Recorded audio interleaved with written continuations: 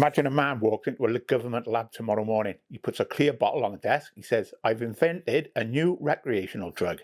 I would like to license it to sell to the public."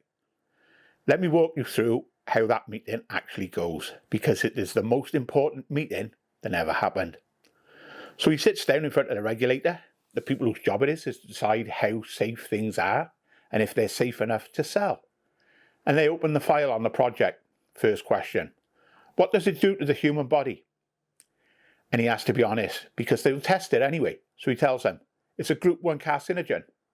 For anyone who does not know what that means, group 1 is the top shelf, the same category as asbestos, tobacco, and radiation. It causes at least 7 types of cancer: mouth, throat, voice, gullet, breast, bowel, and liver. The body turns it into a chemical that damages your DNA directly, and damaged DNA is the door the cancer walks through. So the panel now asks a sensible question. Fine, what is the safe dose? What amount can a person have when none of that happens? And he has to tell him the truth. There isn't one. The World Health Organization settled that in 2023. No safe level. Not a little bit, none. Zero. No threshold where the harm politely switches off. The panel keeps going. Is it addictive? Yes. Physically, chemically, your body adapts to it and then demands it. And here is the part that should stop you cold. If a heavy daily drinker quits suddenly, the withdrawal can kill him. Not the drink, the stopping. Now show me a glass of orange juice that does that. So the panel asks one last question. What about everyone else? Not the user, the people around them, the family, the strangers, the business owner, the driver coming the other way. And this is where it falls apart completely. Because in 2010, in The Lancet, a team led by Professor David Nutt did the maths properly. They scored 20 drugs on the harm they do to the user and to everyone around them. When you add both together, one drug came out on top. Not heroin, not crack, alcohol. The most harmful drug there is. Nearly 3 times worse than cocaine or tobacco. So picture the panel now.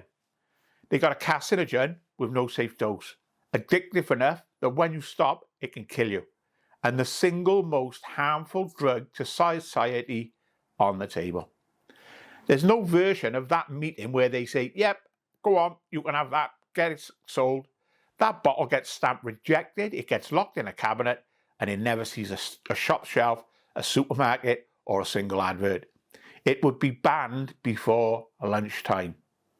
And yet, you can buy it on every corner. It is stacked by the door of the supermarket where your kid walks in. It sponsors the football. It's poured at weddings, christenings, and funerals. It's the one drug we hand each other to celebrate being alive. So how does the most harmful drug on the planet get a free pass? Simple. It was never invented today. It's what they call grandfathered in. It's legal because it's old, not because it's safe. We did not approve it, we just inherited it. And nobody has the bottle to send it back. And here's why I'm telling you this. Not to frighten you, you're a grown fucking adult. You can read a label, you can decide. I'm telling you because of what it does to the story in your head. If you've ever tried to stop and felt like you failed, like you just did not have the willpower, I want you to hear this properly. You're not weak, you're up against a drug that would be outlawed tomorrow if it walked in you. A drug engineered by chance to hijack the exact machinery that keeps you alive. It's not a fair fight, and it was never meant to be about willpower. This is the whole reason that I built the emotional observation method, because it was never a knowledge problem. You already know it's bad for you. Everybody does. It's a physiology problem wearing a willpower costume. When the craving fires, that's the voice that justifies it. You've earned it. One won't hurt. It's been a long week. I call that voice Bob, the little press officer who's up here. Bob doesn't make the decision. The decision is already made underneath before you're even conscious of it. Bob just writes the press release and makes it feel like your idea. The gap between the signal firing and your hand reaching for the glass, that tiny 100 millisecond gap, that's the only freedom you've got. And I call that the gate. And you do not win at the gate by gritting your teeth. You win by fixing your system underneath so the signal gets quieted on its own. Physiology first, psychology second. Sort your food, your sleep, your blood sugar, and watch Bob slowly turn out and run out of things to say. One serious note before you go. If you're a heavy daily drinker, do not just stop dead off the back of this video. I fucking mean it. Alcohol withdrawal is one of the few, along with benzos, that can generally kill you.